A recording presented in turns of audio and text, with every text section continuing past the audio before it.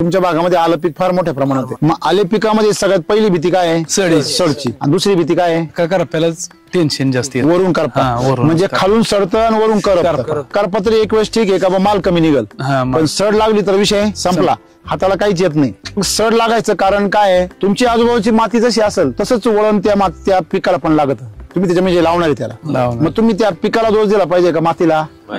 जर माती निरोगी असेल तर पीक कसं येणार? निरोगी. माती जर तुमची रोगट असेल तर पीक कसं येणार? रोगट. माती जर तुमची नापीक असेल तर तिच्या नावातच नापीक आहे, म्हणजे ती स्वतःच सांगते की माझ्यात पीक घेऊ नका, तरी तुम्ही काय करताय? पीक घेत. ते तुमचे बँक बॅलन्स सुद्धा नापत्ता करून टाकणार, मग तुमच्या बँक बॅलन्स मध्ये ना पैसा होणार. मग हेच शेतकऱ्याला कळत नाही. आज तुम्ही पहिलं मातीवर काम करताय, एसीडी काय सांगतं? मातीवर काम करा. तुम्ही 3 वर्ष काय केलंय? तेच केलंय. म्हणजे ज्यावेळेस नांगरायचं त्यावेळेस काय त्रास व्हायचा? पूर्ण किट म्हणजे किटळ निघायचे, चिकट. त्या मातीमध्ये खतं टाकतात, रासायनिक खतं. रासायनिक खतामध्ये काय आहे? ते स्वतः काही मुवमेंट करत नाही, म्हणून आपण वैदिक खतं काढली.